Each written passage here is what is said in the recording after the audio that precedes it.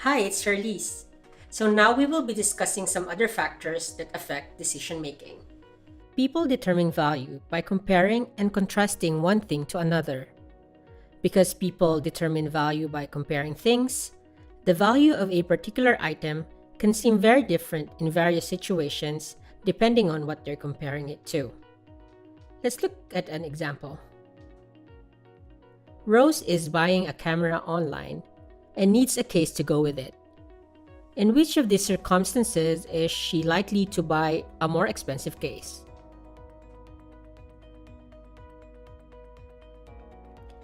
If Rose is buying an expensive camera, the cost of the case seems minimal in comparison to the cost of the camera. So a $30 case looks a lot cheaper next to a $600 camera than when a shopper compares it to other comparable camera cases. One key aspect of the comparison process is something called anchoring. An anchor is a thing that serves as a reference point for our comparisons. In the previous example, the anchor is the $600 price of the camera. Another key aspect is ordering. How the items in a choice set are ordered. Together, these two key aspects of the comparison process, anchoring and ordering, play a significant role in how people determine value. For example, you're in charge of designing the wine list for a friend's restaurant, and he wants his patrons to purchase primarily the more expensive wines. To achieve his goals, how would you arrange the wine listings?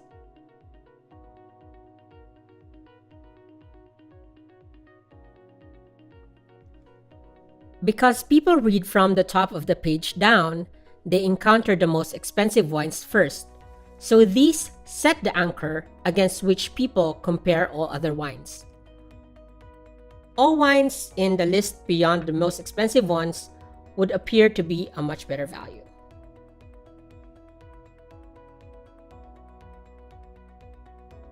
Framing is the language that we use to present a particular decision process or choices. It influences people's perceptions greatly. What if you encounter the following options? Which would you prefer? Even though these are just two different ways of saying exactly the same thing, you'd probably prefer option 1. Why? Because lean meat is better than fatty meat. The description, or frame, in which we present a decision highlights different attributes, lean versus fat, to which we draw the decision maker's attention. As an example, if you were a physician advising a patient on a form of treatment, you could frame the decision about whether to employ that treatment in either of the following ways. People would respond differently to these two ways of framing the decision, even though both statements are essentially equivalent. Why is this so? Each of the two options presents a different perspective on the decision outcome. As a decision maker considers the outcome of a decision, we can draw his attention to either a positive outcome or a negative outcome, a gain or a loss. People experience losses very differently from gains. For example, if you make money in the stock market, you'll experience a certain amount of pleasure. But if you lose money, you'll experience a certain amount of displeasure, maybe even pain. Research shows that people experience about twice as much pain with a loss as they experience pleasure with a gain. So what are the implications for the design?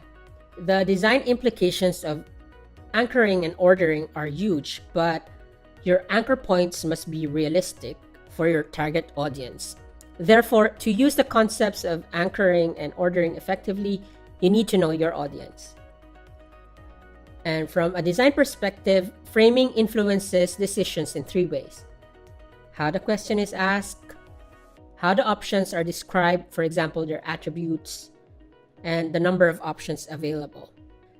So as a conclusion, each of these concepts play a significant role in how people perceive the nature of a decision and the available options, as well as in driving the decision outcome itself. When we understand how these concepts affect perception and decision making, we can then use them productively in coming up with better decision making experiences for people and be more effective in helping organizations achieve their business objectives. Thank you.